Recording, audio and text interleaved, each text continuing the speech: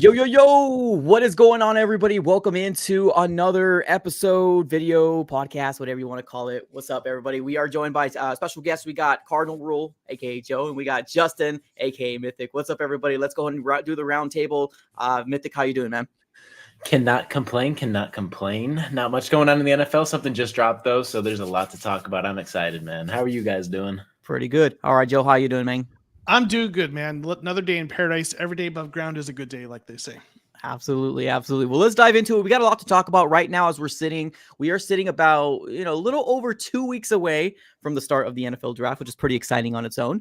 So let's go ahead and just jump right into that. We got a couple Cardinal news that we wanted to kind of dive into. One of it being the fact that, there's a source out here saying that the potential that the Cardinals and the rest of the NFL can get a new helmet. So per Tom Pelissero, the NFL informed clubs today, it has advised the uniform policy to allow a team a third helmet design per source. This expansion was offered to the teams that were going through the redesign process for the 2024 season and is now open to all clubs for the 2025 season. So let's go and start off here with Joe. What are your thoughts on this? Well, obviously they introduced the new uniforms recently, which, at first maybe had a little bit mixed reviews. I think people have warmed up to them, a good bit. I think there's an interesting potential. I think I forget if it was Darren Urban or someone tweeted out the idea of an all red helmet, red uniform, red pants. It would be kind of cool. So you wonder, they got the white helmet and the black helmet. I see some, even in the chat, people saying a red helmet. So a red helmet could be interesting.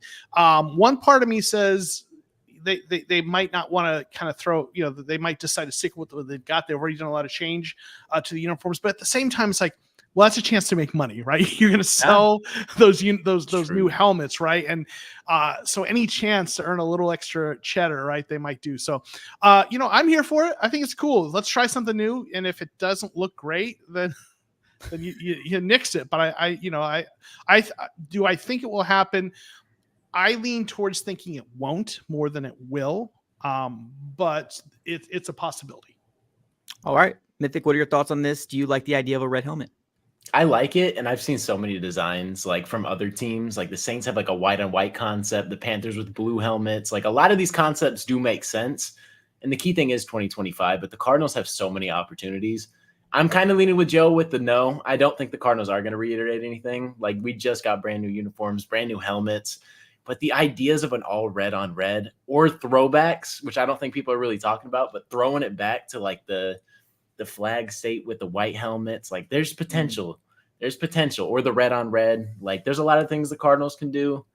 But I'm probably going to lean towards no because we basically rebranded everything entirely. So I like the concept, especially for other teams, but I think the Cardinals are going to steer away, unfortunately. So the Cardinals specifically are going to try. Okay. So I am seeing here in the chat here. Now I was hoping that we were going to get some sort of, tags here in the Twitter/X world for people to give us some sort of ideas, but this one always kind of flirted around in my head with the whole red helmet with the yellow face mask.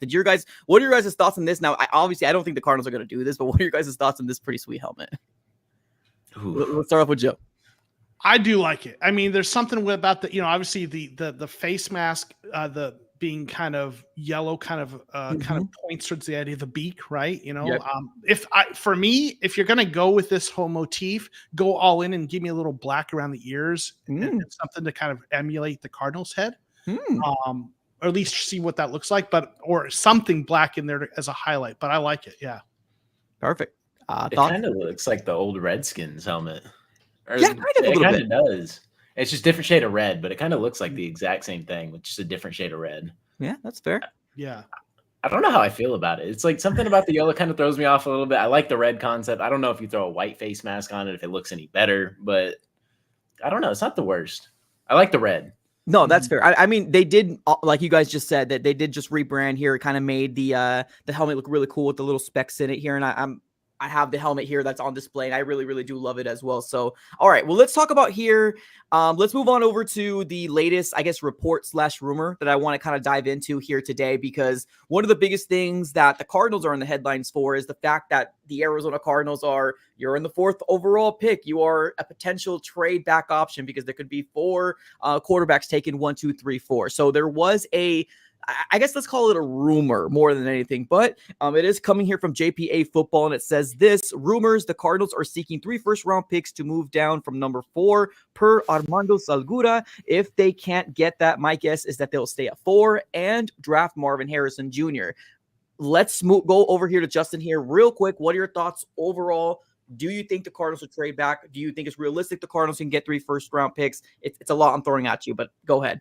If 3 first-round picks are on the table, I think Monty is going to pull the trigger and accept it. But I'm praying that doesn't come through, because I know Monty is super pick-heavy, and he will probably go that route, and he's great at scouting talent. So whatever he decides to do, I'm on board with it. But I'm Team Marvin Harrison Jr. till the end. Biggest position in need, in my opinion, is wide receiver. And, I mean, we address corner, so I'd probably lean towards edge over anything. We got 2 nose tackles. So I'd say receiver right now is like the big glaring hole. And if it goes QB, I feel like you'd be crazy to pass up on one of the best receiving prospects we've seen in a long time. Even if you do get 3 first-round picks, it's hard. Yeah, so definitely something you're going to be listening to is what you're saying. Okay. For sure. So let's move on to the Joe real quick. What are your thoughts overall? And I'm going to throw that same question at you. It's a big ball of marbles right at you. Go ahead and let me know. What are your thoughts? Well, I got to start by considering the source, and that Twitter account isn't exactly reputable. I don't, but I would also say, even beyond that, like, how's that news? I mean, anyone who follows this stuff could tell you that's probably the asking price, right? 3 first-rounders, right?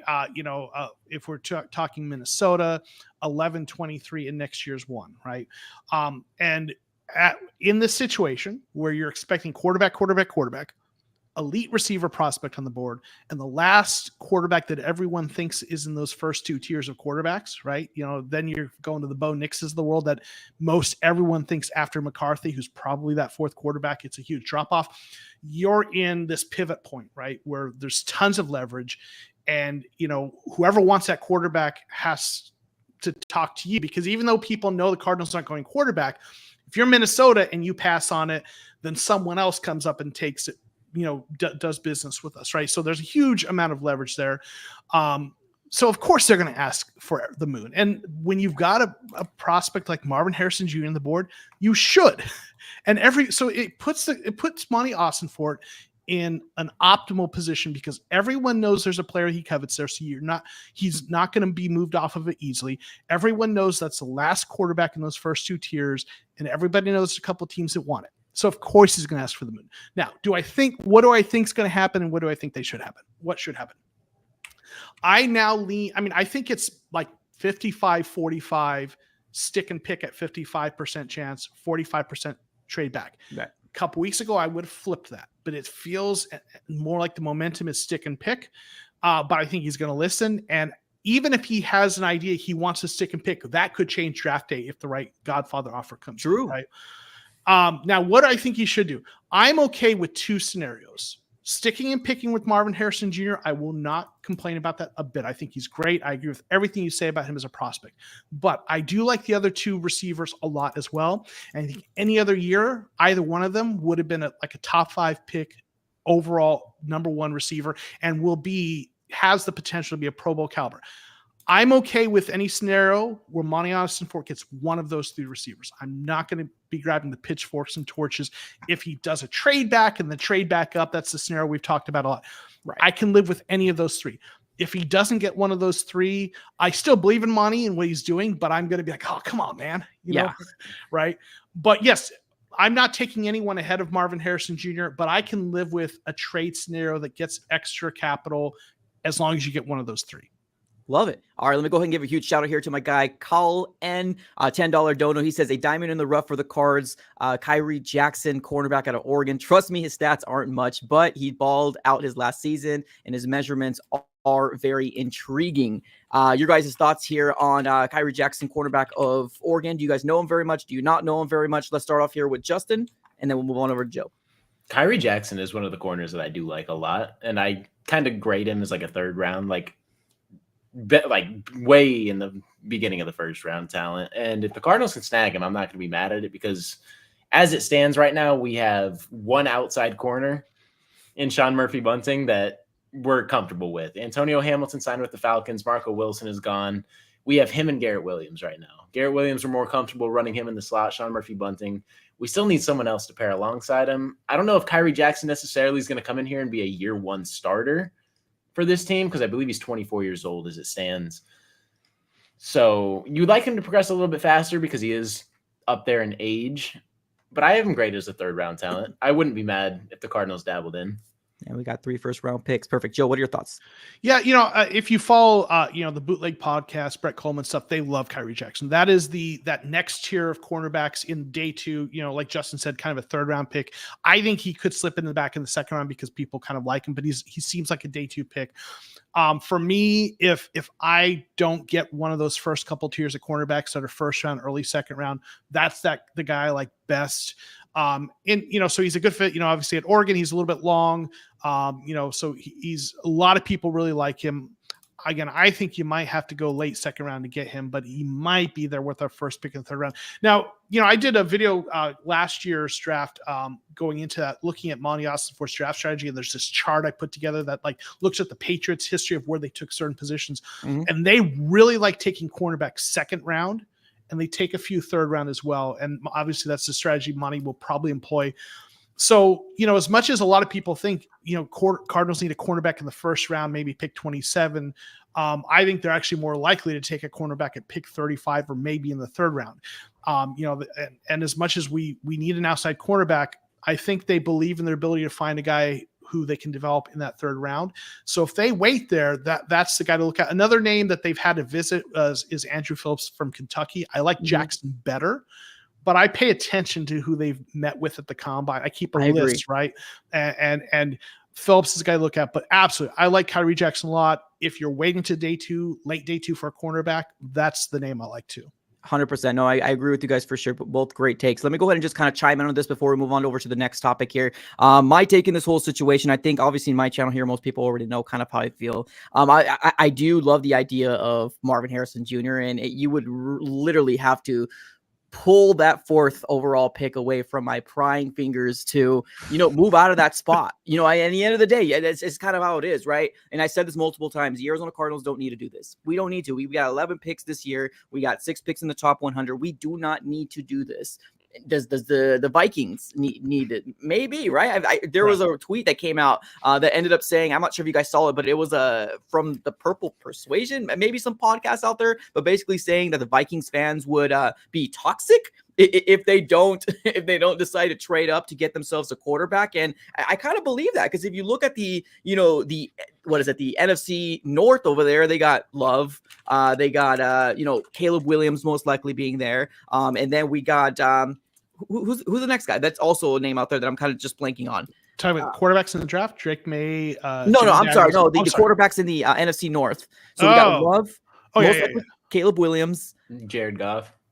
Yeah, and then the Lions. Yeah. So the Vikings are probably going to want to do something in order for them to stay in some sort of, level-headed in that division. So I do think that they are in need to get a quarterback. Now, here's the big question, right? And this is what we're going to be diving into here right now. is the Cardinals the best suitable option?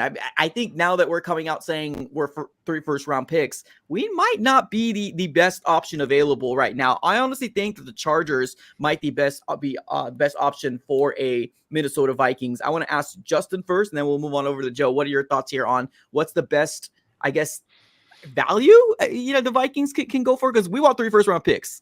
Oh yeah. I mean, man, that's tough. If Minnesota is going to trade with us, like the set point is 3 first-round picks. This is what I've been like steadfast on. And the reports come out. It's like, that's like the most obvious thing, it's not a pick you have to pivot off of. You're comfortable where you are. I think Minnesota's best trade partner is probably going to be the Chargers. I don't think we move off the pick. My fingers are crossed though, because you never know.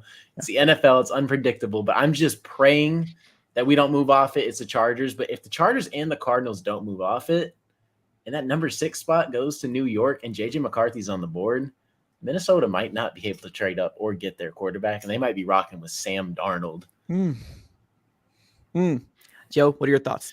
I mean, if you're the Vikings, the best trading partner is the latest trading partner you can dance with and get what you want, right? Because every pick back, the value goes down a little bit in terms of the draft chart. Now, there's the quarterback tax we talked about, so it's not going down to considerably.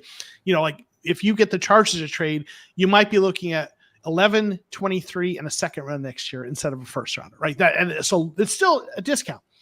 But what you're facing if you're the Vikings is a huge game of chicken. You're taking a risk because Justin makes a great point. The reports are that if the Giants aren't planning to trade up for a quarterback, but if one falls to them, they're taking it. That's what the conventional wisdom is, right?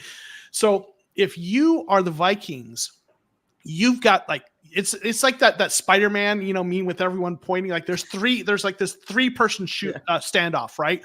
Because you're like, okay, we'll wait out and see if the Cardinals stick and pick. But then you've got a risk that one of the other teams that wants that quarterback jumps up ahead of you, right? If another team that wants that quarterback more, Denver, right? They don't have the same draft capital, but if they put together a Godfather deal with what they do have and the Cardinals move off, you have lost out.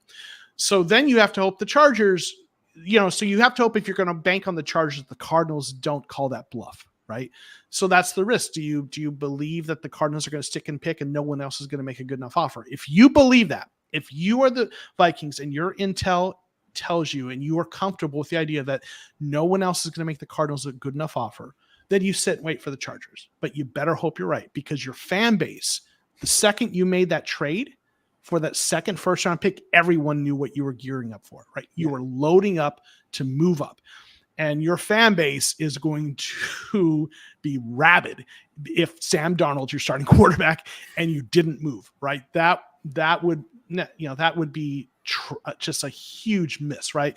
So the pressure is on them, and there's a game of chicken that they're facing with the Chargers and the Cardinals. And the question is, how confident are they that the Cardinals aren't going to trade with someone else? Well, that's the big question mark out there, right? Because I do know, and I don't know if you feel the same way, Joe and Justin, but I do believe that there is, some teeth to the idea that the Giants could potentially want to move off of Daniel Jones. Maybe not this year, but if they can get a quarterback that they really like, right, kind of to produce or try to develop, I think the Giants can very well be a suitor. What are your thoughts on that, Joe? I mean, I don't think they're trading up for that quarterback. I do think if one falls to them, I could see them doing that. Although, they paid Daniel. That's why with your quarterbacks, you got to be sure if you're going to pay him, right? Yep. But what do I think? I think if one of the quarterbacks falls to them, they probably take him, because even if you sit him for a year, those quarterback contracts become easier to come off of every year later. So that Daniel Jones contract, right now it would suck to get out of it, but a year down the road, got another quarterback and rookie contract. I think they do that if that happens. How do you feel about, do you think they could potentially trade up, Justin? I'm talking about the Giants. I don't think the Giants will. I think they'll stay pat, and if anything falls in their lap, they'll take it. But if the Vikings don't trade up, do you guys think Justin Jefferson's gone? Do you think he'll extend? Or do you think he's going to stay pat with Sam Darnold and trust the process with years going by and just like praying they land a quarterback? Or do you think Justin Jefferson's just going to force his way out? Because he's talking about the Bengals a lot, and he's a little jealous that Joe Burrow and Jamar Chase are teaming up in Cincinnati, and then he's been linked to Cincinnati. Yeah. You think so? I think he will. What do you think, Joe? I think it's going to be hard to get him to stick around long term if they don't do quarterback something this year. And that's probably part of why the pressure's on them, and probably another reason why they find a way to pull the trigger. So yeah, sure, you got to give up 3 first-round picks, but you're keeping Justin Jefferson and the quarterback that way. So yeah, I think that they're going to find a way to do it.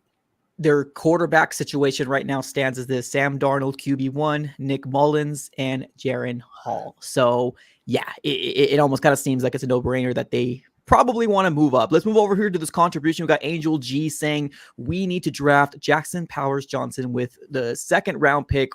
We saw when Kyler did with an elite center. Let's move on over to Joe first about this potential prospect. The folks who frequent my streams or my Discord know what I'm going to say. The almighty chart is what we call it. It's the Monty Austin-Fort draft chart that says where, based on the one I referenced before. And one of the things about that is when he was in the front office with the Patriots, they never took interior offensive linemen before round 3. In fact, they only took 1. Most of them was round 4 later. Their philosophy is you can find good guards and centers round 4 and after, and they did in New England. I believe he believes he can do that.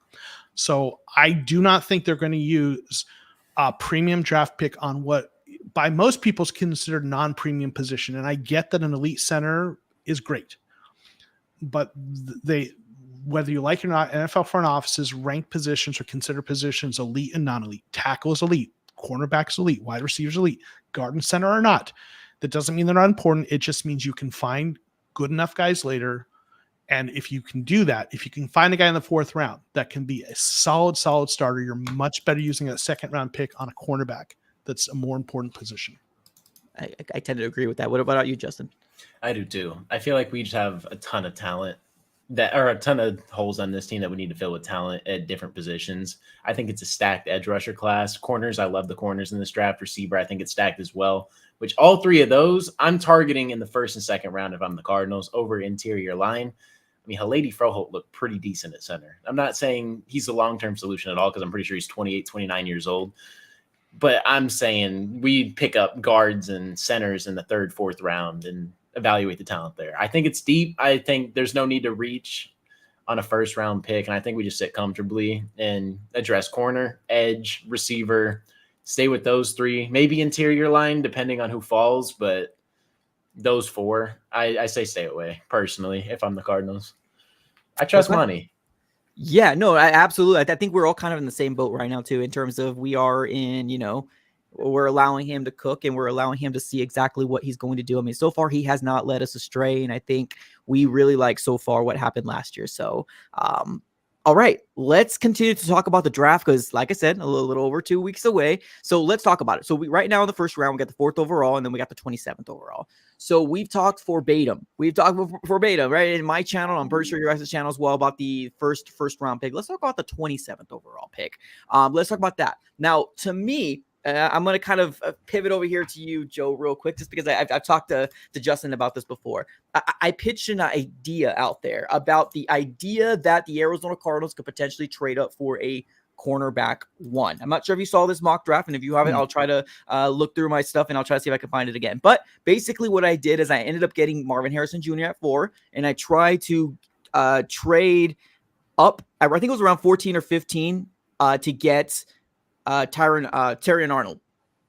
Do you think it's attainable? Do you think the Cardinals will try to trade up with that 27th overall? Maybe not for him, but for a guy that they truly, truly, really like. What are your thoughts? Yeah, see, that's an interesting question because, like I said, I like to look at the players they meet with, right? And they've met with Quinion Mitchell, they've met with Cooper DeJean, they've met Terrion Arnold, and those are all guys you expect to be gone before 27. Yeah. And those are not guys they're going to take at 4. We know who they're taking 4 if they stick a pick. So the question you have to ask yourself is, why did they meet with them? Right? Because there's scenarios where they would draft them. So the question is, are those scenarios where they would draft them where they're trading back out of 4, like that Vikings? Because if they trade out to 11 with the Vikings in 23 and they don't move back up to get a receiver and they've decided they're going to get a receiver later, then one of those guys is who they could take at 11, right? Or did they meet with them because they have in their mind moving up from 27, packaging some of their third round picks or something, doing something. When I look at where those guys could go, there's some mocks that have them going 15, 17, the last of the three big cornerbacks, right? So that's within striking distance from 27 with a couple of picks packaged in later. So I think there's a chance, but there's also another position that I look at where they've met offensive tackle. And we've talked about, I didn't think they'd go offensive tackle because they signed Jonah Williams. Right. But they've met with Fashanu and JC Latham. And those are both guys that you anticipate going, I would say between 12 and 18, picks 12 and 18. Though that is also trade up range right now. The question is, are they actually targeting that? Well, I figured they'd get a tackle somewhere, but they haven't met with tackles that are day 2 or day 3 tackles. Right. They've met with one tackle, Travis Glover out of Georgia State, who's like a 6th or 7th round, right? So they haven't met with guys that you would think they'd go in the 3rd, 4th, or 5th round, where I would have thought they would have gone for a developmental tackle. So now I think they might be angling to move up, but it might not be cornerback. But I will tell you, the edge rushers they've met with a lot of edge rushers. That almost all of them. 27 or 35. You've got Dallas Turner. That's a bit early, but Braswell, Chop Robinson, Jonah Ellis, those are all guys that there's a chance at 27 and a couple of maybe 35. So if they don't trade up, I actually think it's edge rusher 27 and or 35 and cornerback. I'm now thinking cornerback's a 3rd round thing for them. Really? Unless, and when I look at the cornerbacks they met with in the 1st round, those to me all feel like contingencies if they trade out of pick 4 and they end up picking somewhere between like 7 and 12. Gotcha. That's what I think the cornerback visits are about. Gotcha. What are your thoughts here, Mythic? I think that's pretty realistic because if you look at the meetings, I mean, it's 4 positions dominant or 3 positions dominant. It's receiver, edge, and it's cornerback, like we said, or defensive back in general. It's pretty dominated by 3 positions, which has me thinking we're going to dabble in twice at receiver at some point, maybe early on. I'm not sure. I have a strong feeling we're going to dabble in on receiver twice. So if you see that, don't be surprised whatsoever. But I think it is based on the contingency that we do trade back with the Minnesota Vikings, which would mean Marvin Harrison wouldn't be ours. We'd probably select someone like Terry and Arnold or maybe an Olu Fashanu. I didn't even know we met with him. That's one of the tackles I didn't know. I know JC Latham. I heard Latham. Latham they met with, yeah, for sure. I know Latham. Yeah. And then I saw Xavier Worthy was in Arizona the other day, which me personally, not the biggest fan of. That's just me. But I don't know. I think edge is going to be 27. Maybe we trade up to like 23 if an edge falls just to solidify it. But if it falls to the back end, I'm expecting us to either trade up if they like a guy at like 23, or we're just going to stay pat at 27 and take an edge. Gotcha. I disagree with you guys. I disagree. I think the Arizona Cardinals. I mean, if you want to be wrong, go ahead. Exactly right. Right. Let me tell you where you guys are wrong. Yeah. No, honestly, I don't think. I think the Arizona Cardinals can still potentially trade up that 27th overall. I think we saved the draft, or we got this draft capital. Well, I mean, this is just what I would do, right? I'm not saying I know what Monty's going to do, but this is what I would do. The Arizona Cardinals have 11 picks this year. We have so many picks to potentially go, trade up if there's somebody that falls to you. We all want Marvin Harrison Jr. at 4, right? We all know it's going to be contingent under that. But I still do think that if the Cardinals can get Marvin Harrison Jr. at 4, I still do think that's a somewhat of a possibility if, for example, a Terry Arnold falls over to 15, just because, and I'm not saying, PFF knows and I'll be all right. Oh, they accepted my trade, so it's going to happen, right? I'm not saying that. But what I'm saying is that we do have enough assets to potentially say, hey, Colts, maybe we can do this with you, right? Now, this is what I pitched. I'm not saying this is realistic, but this is what I pitched to them. I said, give me your 15th overall. I'll give you our 27th, and then we're actually going to swap our seconds as well. And we're going to give you a 3rd round next year. Now, if that 3rd round doesn't actually happen and they want a 2nd, then obviously maybe we'll take a step back and say, do we really want to make this trade? But if this is something that is a real possibility where the Arizona Cardinals aren't picking that early in the 2nd round, but we're still picking in the 2nd round, but going to the 48th, I think it's a kind of a no-brainer to get your CB1 and maybe your wide receiver 1, because yes, there is the thoughts of edge. I do value edge a lot, and I'm not saying I'm valuing quarterback over edge, but I'm just saying if they love Terry and Arnold, why not go after them? Is all I'm saying. Thoughts, Joe, and then we'll go to Mythic. Yeah, I could totally see that. I will say, and maybe I'm nitpicking. I think they're more likely to trade a pick from this year than the future pick. The Patriots MO that Monty pulls from is you want to always be trying to get future picks because there's sort of this value there. They really like the Patriots love getting future second round picks. And I do think Monty's going to do some sort of trade that gets a day 2 pick next year, if not a day 1 pick. So they've got those 3 third round picks. And as much as you love those, they become expendable ammunition. So if you can move up from 27 to the, somewhere in the teens, and that throwing a third in there gets you further than you would think with the draft value chart, especially if it's not a quarterback in the middle of the first round. So I could see them throwing one of them third rounders on with pick 27 to move up, perhaps to get if the two of the 3 cornerbacks they like are gone, then the third one's still there. Then I think they could consider pulling the trigger. I don't think it would be Terry Arnold. I think it's more likely to be one of the other 2, but it could be. That's but fair. There are those 3 they met with. So Monty might be sitting there thinking, okay, let's watch it. First cornerback we went off the board. Okay, the next one's off. Let's call who's next, right? And then they make that offer. But they might also be kind of weighing that calculus also with those 2 tackles. They might have those 5 players. That's fair. Right? If when 4 of those 5 players, the 2 tackles and the 3 cornerbacks are gone, whoever that 5th one is, whether it's a cornerback or tackle, they trade up to 24 or whatever to get that whoever is the last man standing from those 5. And that to me actually maybe is a more realistic, maybe they like both positions well enough that they might look at doing it that way. Okay. Justin, thoughts? Man, it's tough. I like Terry and Arnold. I think he is the best corner in this draft, personally. I don't know who you guys think. I want to hear both of your guys' opinions on that in just a second. But I really don't think the Cardinals trade up past 23. Okay. 23. And it's honestly, if there's an edge there that falls for anybody, I think Dallas Turner is going to be the first edge off the board. Yeah. But then if a Chop Robinson, for example, falls, he might fall to 27. Who knows how this draft is going to go. Drafts get tricky. People fall. True. And I'm not sure. This draft is so tricky towards the teens in just terms of projections. A lot can happen, man. Teams are looking to trade up. The Raiders are a dark horse team to trade up to, is what I've been hearing. Denver's always been in the mix. Their head coach, Sean Payton, thinks that it's possible. He made that very clear. Very realistic. He made it very clear that Monty is the best position in the draft, and it's very realistic, like Mike said. Yeah. So who knows, man? Yeah. I'm praying for edge.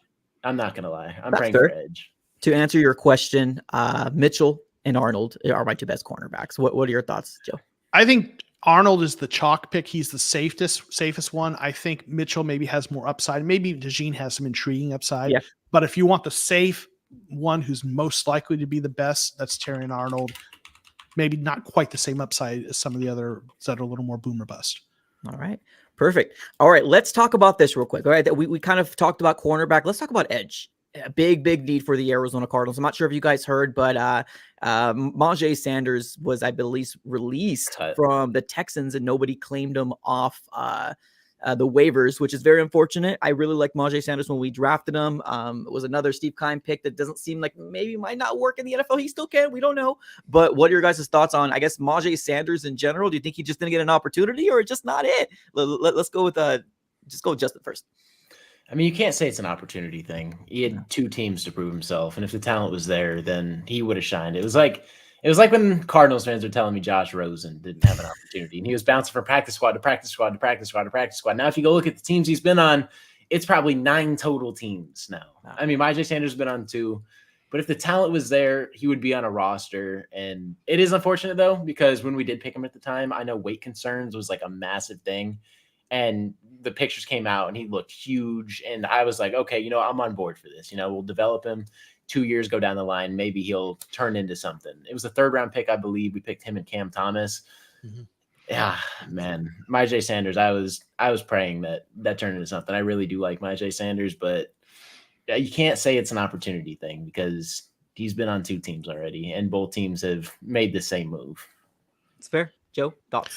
I mean, I think that the raw talent was there. He had a good first step, but with edge rushers that are day 2 and day 3 guys, generally what has to happen is they have to develop it to become legitimate pros. Right? You have the guys that are first rounders who are going to be good right off the bat, but when you're drafting guys where you draft him, they have these traits, but they have to put in the work and they have to develop the moves and they have to do whatever it is they have to do to take that next step, right? Baltimore has had a great history of drafting those guys in the middle rounds, but it takes a couple of years and they develop them and they become good.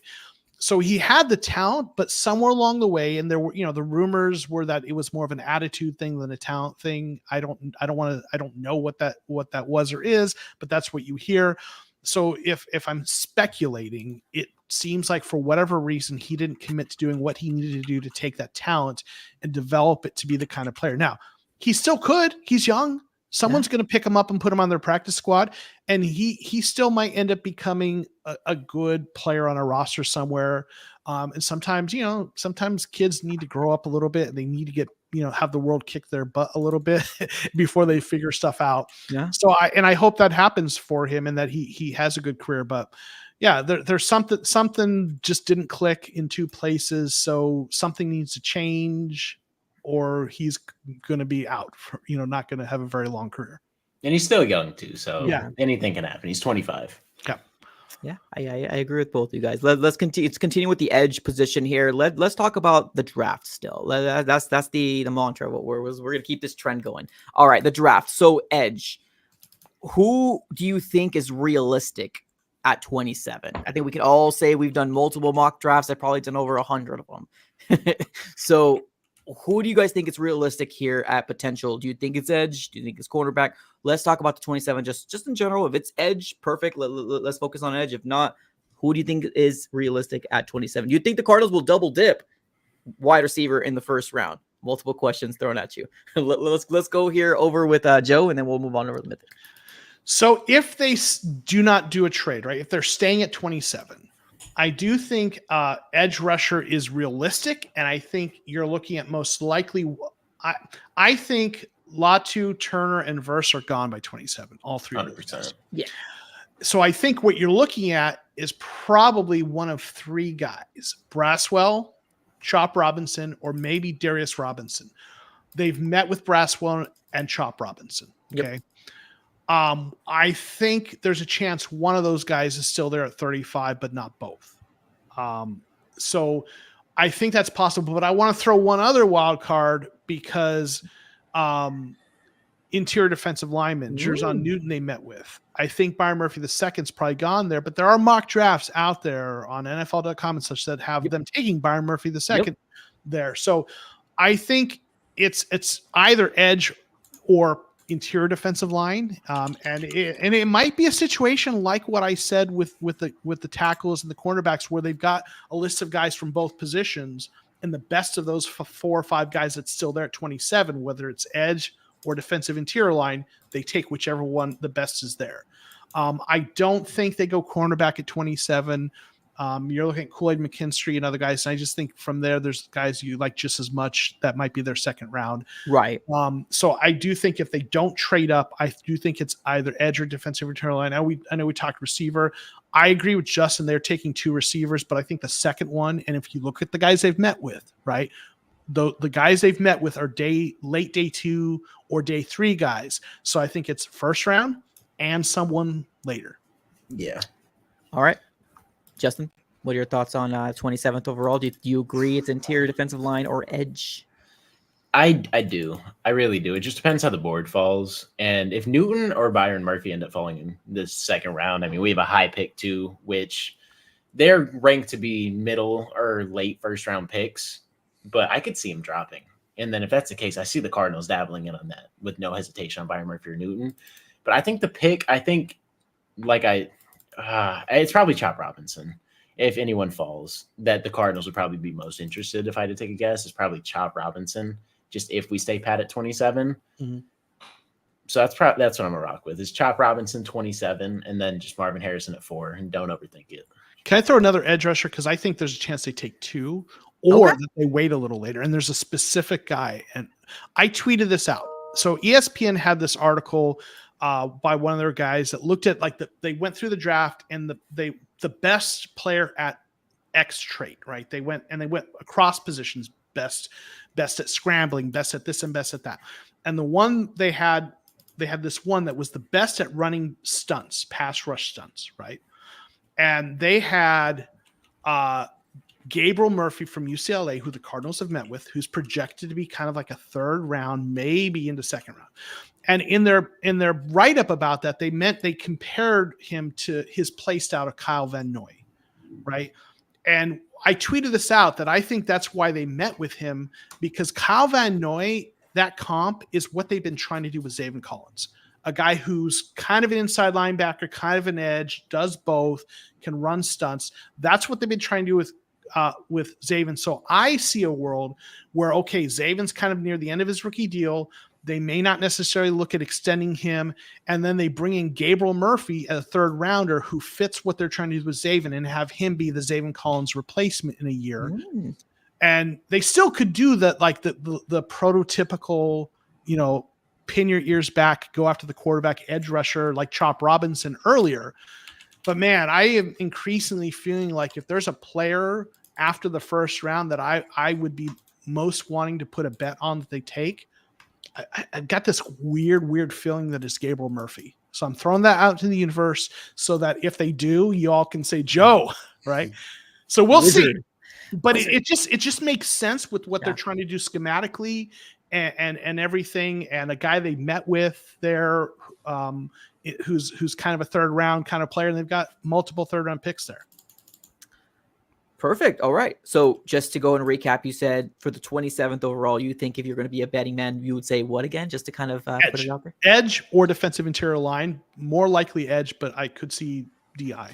Perfect. All right. Yes. 100% agree. I do agree with that. If we don't trade up, I do 100% agree that it is going to be interior defensive line or edge for me as well. For the Arizona Cardinals, that would be sweet. That would be an awesome haul for the first round, right? Marvin Harrison Jr. at 4, and then you can potentially get either Chop Robinson, Jason Newton, or even Byron Murphy. I'm really high on Byron Murphy. Let me ask you guys real quick. I know we already said, we would still go that route, even though what we just did in free agency, getting Justin Jones as well as Bill Nichols. Do you think it should deter the Arizona Cardinals from getting an interior defensive lineman because we did that? I personally, I'm just going to say real quick, no, it shouldn't, because they are more of the guys that we have right now, but we're looking for somebody in the future. Yes. But I'm going to go, you guys go ahead and say, let's start with, Justin, and then we'll go Joe. I don't think it should deter it at all, especially if you're highly ranking them. And if you genuinely believe they're going to come in here and wreak havoc, you shouldn't sway away at all. Like, you should just dabble in on it. If you feel like Byron Murphy or Newton is there and you're like, okay, this guy's going to come in here and just be a stud, don't overthink it. Go get the best player possible. And these guys aren't long-term people. What do we sign? 2-3 year contracts? Yeah, 3. And I mean, who's to say they're healthy the entire season as well? You know what I mean? Our D tackles have been dropping like flies in the past 2-3 seasons. Even last year was bad. The Cardinals defense was terrible at run stopping. And we had defensive tackles stepping up that you've never heard of their names, and then they're injured. So genuinely, if that's who they're high on, which me personally, I am high on both of those guys. If you want them, go get them. Don't overthink it. Okay. Perfect. All right, Joe, what are your thoughts? Yeah, I think Justin's spot on here because you got to remember, if you're building a team and you're drafting, you're not trying to patch holes with the draft. You're trying to build a roster for the long run. You patch holes in free agents. And that's what they did with those defensive linemen they signed, right? And I think they, as much as they weren't big names, I think it was a good approach. Patched the defensive line with solid but not spectacular guys who didn't miss a lot of games, right? That's true. You saw that about the guys they signed. But that doesn't preclude you from drafting guys that are going to be the starters 2 years from now. So if you've got a guy that you like, you think's a game wrecker, you draft him. And those guys that they signed, those were all essentially 2-year deals that you can get out of after the second year. And you need a rotation guys on defensive line. It's not like quarterback where you got one guy who can play, right? So you move them around, you rotate them, and, gives the guy you draft time to kind of, get up to speed. And if by the end of the year, that person is, Jerzon Newton is just like tearing it up, you start him. And one of the guys you're paying $8 million a year, $10 million, you sit them. It's not the end of the world. Or you rotate them in, because you do need to rotate those defensive linemen. True. So you are building for the future. You're building for the long run. So if you got a guy like that who could be a stud, you absolutely draft him. If that's if you've got the scouting grade on him right, you got the pick. Yeah. Okay, let's go ahead and just for the sake of being different here, I'm gonna give you guys a scenario. 27th overall is on the clock right now. Let's just say we're living in a world where Byron Murphy, Jazon Newton, and Chop Robinson's there. You're Monty Ossenfort. Who do you take? Joe, we'll go with you first. If it's me, I really like Jazon Newton. You could make the argument for Byron Murphy, and I wouldn't bat an eye. But I'm going with him. I just love interior pass rush. If you can get elite interior pass rush, getting that guy. Yes, Chop Robinson has potential, but he didn't have great sack production. He graded really well. He has the tools, but you've got to develop him. And I believe there are other edge rushers that they can develop. And it's harder to find good interior pass rush than it is outside pass rush. So you get that guy that you feel really confident is going to just be in the quarterback's face, and you find a guy in the second round like Braswell, and you develop, Ojulari, and you'll get the outside edge rush, but that inside guy collapsing the pocket is going to ruin the offense's game plan. All right. Justin, what are your thoughts? I tend to agree. And if that's the case, Chop Robinson, we have an early second round pick. So if he falls there, if you take Newton and he falls to 27, expect him to try to dabble in on Chop Robinson, because he's expected to go late first, early second. So if he drops there, I can see the Cardinals dabbling in, and edge is very important. So I wouldn't be mad whatsoever if he goes 27 or the second. But we could flip it too, and Chop Robinson goes 27, and Byron Murphy, let's say he drops to the second round, dabbling right there. There's a lot of scenarios this could play out, but if Newton is there, take him. Defensive tackles can wreak havoc. We had a guy in our division that thankfully retired. Aaron Donald wreaked havoc. Kansas City's doing it. That defense, no matter, it seems whoever they put back there, right? Chris Jones has been the center of that defense, and he just wrecks havoc every single year. And you're like, this defense isn't good. They have 3 players on this team who have been very productive, and then Chris Jones is just here, just in the hands up, just in the face of the quarterback, affecting everything. You saw it in the Super Bowl. You've seen it in every single Super Bowl. You've got to double team that guy. You get anyone who can dominate in the interior, it wrecks games. If Newton's there, you got to make the pick at 27. Hope Chop Robinson drops in the second, and just bank on that. Yeah, and if not, like I said, Braswell is exactly. A pretty good edge rusher, could possibly be there. As much as I want to say I disagree with you guys, although I love Byron Murphy the second, I tend to agree here that if those 3 were there, I happen to favor interior a little bit more than edge personally, just because of what we've been experiencing these past several years with freaking the guy who just retired. So the name he who shall not be named. Yeah, we're not talking about that man anymore. We don't have to. So yeah, I agree. I think Jazon Newton is the pick there if he's there. If they are those 3 guys, and those are the guys we're gonna go for. Yeah, I would go Jazon Newton as well. So let's move on over to something here real quick, and it's gonna be real quick. I'm just gonna ask you. It's gonna probably be a real easy segment. I have seen it in the chat. Zaven Collins. You mentioned his name, Joe. Easy. Yeah. What is going to happen with Zaven Collins? What is your thoughts about this? Do we pick up his 5th-year option? Is this his last year with the Arizona Cardinals? All in one. Let's start off with Justin. I would not pick it up. Personally, I would not. I feel like we have a crowded edge room as it is, and Zaven has moved over to the edge. I feel like he's replaceable. I feel like he is a high IQ guy, but I feel like he's very replaceable. Everything he does, it's not insane. I'm not picking up a 5th-year option for him. I don't feel like we should pay him. I feel like he will land somewhere else. But if I'm the Cardinals, I'm not doing it. Personally, I'd let him walk away. I wasn't high at the pick at the time when we got him in the first place. Yeah, I'm gonna make it short and simple. Yeah, I wouldn't pick it up either. What are your thoughts, Joe? I would not. That 5th-year option is not cheap. And, in fact, that's one of the reasons you talk about not taking a position like linebacker or non-premium positions in the first round is because of those contracts are they're already a top 10 paid linebacker, and his future here is uncertain. The position changes. I think he's a good player. He may, and I just think that when you look at it all together, if they extend him with it's going to be the salary's going to be less than that 5th-year option, right? With quarterbacks, you love that 5th-year option because it saves you money, right, on what you're paying them at the beginning of that new contract. But with a position like with him, and because if he were a Nick Bosa kind of edge rusher, then that'd be a different story. Who's going to get paid, right?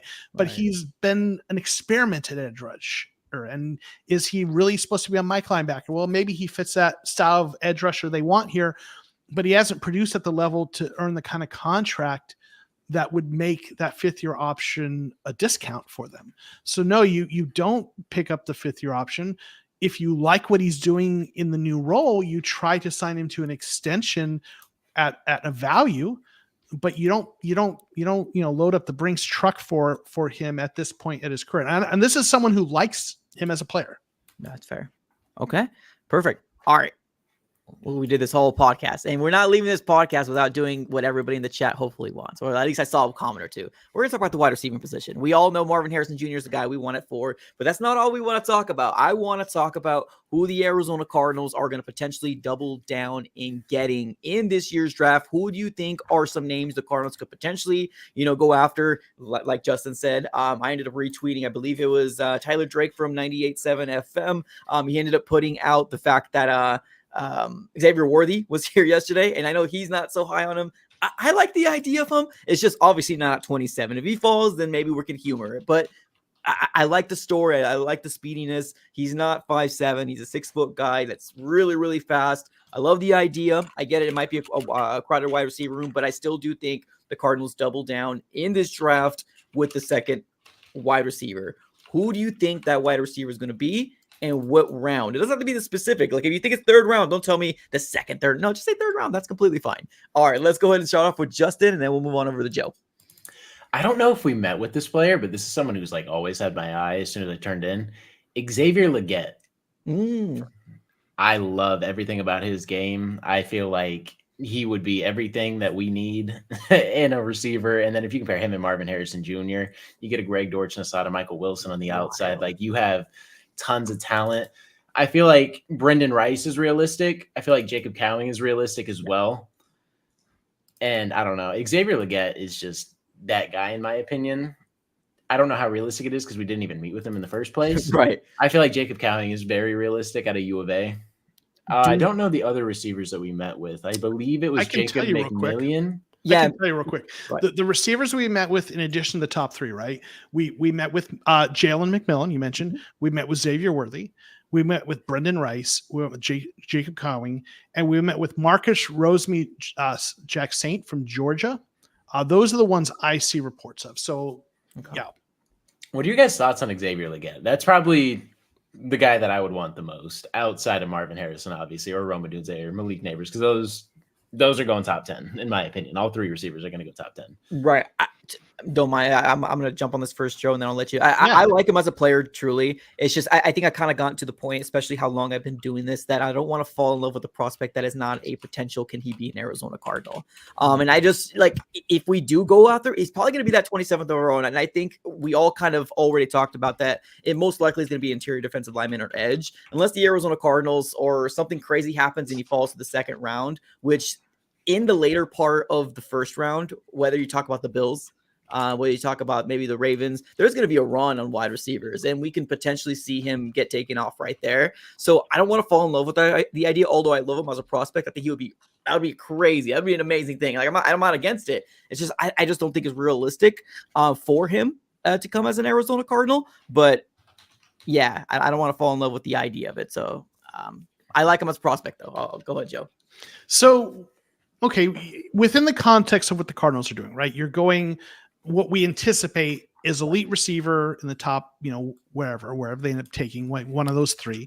And then you're getting a second receiver to fill out the room because they need one, right? Yeah, absolutely. But when you look at that, you're not needing to shoot for the moon. And what I mean, that you're not needing to go for high risk, a guy who can become a star, because you're drafting a star earlier. You've got a solid guy in, Michael Wilson. You've got a nice slot guy in Greg Dortch. So what you're looking for is a guy who can fill out that room and be solid. So for me, Legette is, if I'm looking to take a shot at a guy who could be a star, because if you look at his story, the traits are there, but there's his long path has kind of made it a little bit kind of weird kind of trajectory, but there's upside. If you want that upside, you go for it, but that's not what we need. We need a guy who could be probably a backup slot or a guy to back up Michael Wilson, a guy who can be a solid guy in the room. And so for me, and that makes sense with the guys they're meeting with, because you look at like Brendan Rice and the guy from Georgia, Rosemead St. James. These are guys you look at, they say these guys don't have elite physical traits, but they're solid. They know how to get open. They know how to make space. They're going to round out a room nicely, right? So they're what they are is high floor, low ceiling guys. But for what they need with that second receiver, that's what you want. Someone who doesn't need to be on the field immediately to make an impact or realize their potential, right? Like Leggette's got to get out there and get the reps and get thrown to the fire and develop. You need a guy who you can put in that room, and when they're called upon, they're ready. And when they're not, they're professional. And so when you look at that, and maybe someone who can do a little bit of kick return, right?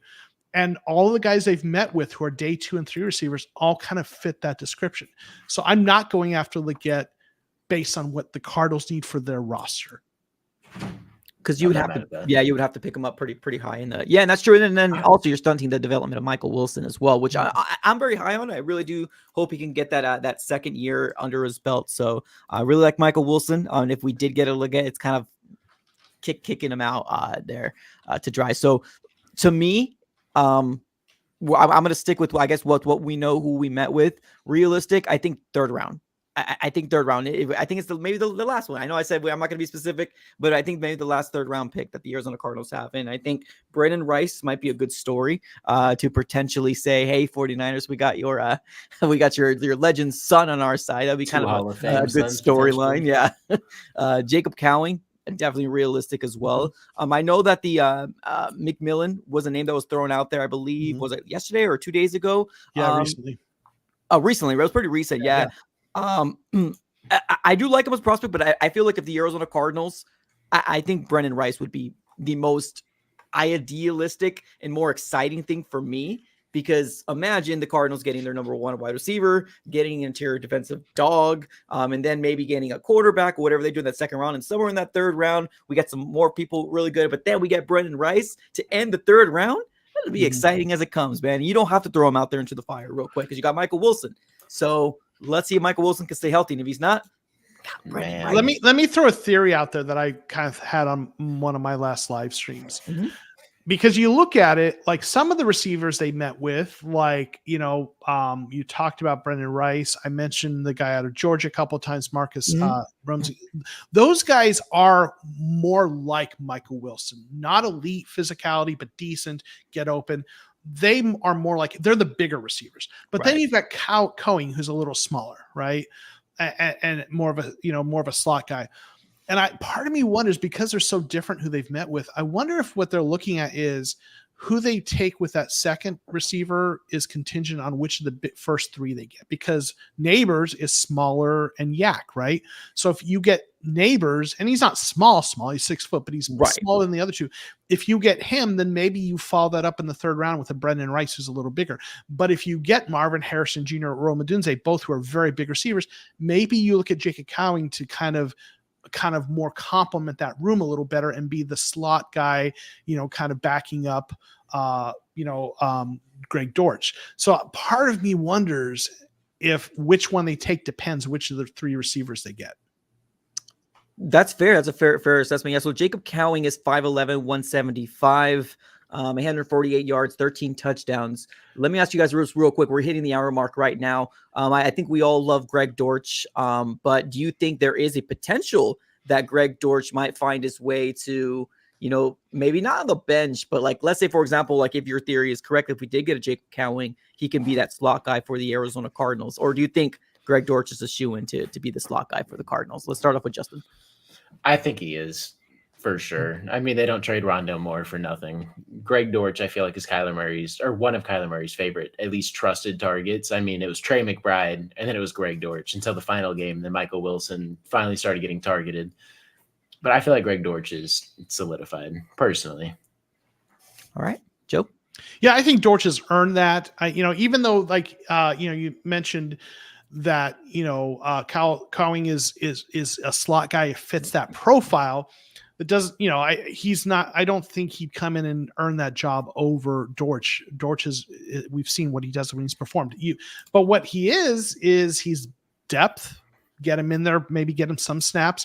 And you do, like I said with defensive line earlier, you do have to look at the future, and Dortch is on a 1-year deal right now. And I'd love to have him back. And I think they'd like to have him back, but if he has a great season, they've drafted Cowing. They might decide from a roster building salary cap perspective, let Dortch go get paid, and Cowing next year steps into that role, right? So at least, if nothing else, they've kind of prepared themselves for that.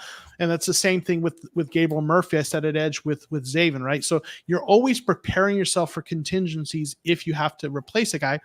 But if Dortch they keep around, if nothing else, Cowing's a nice backup there.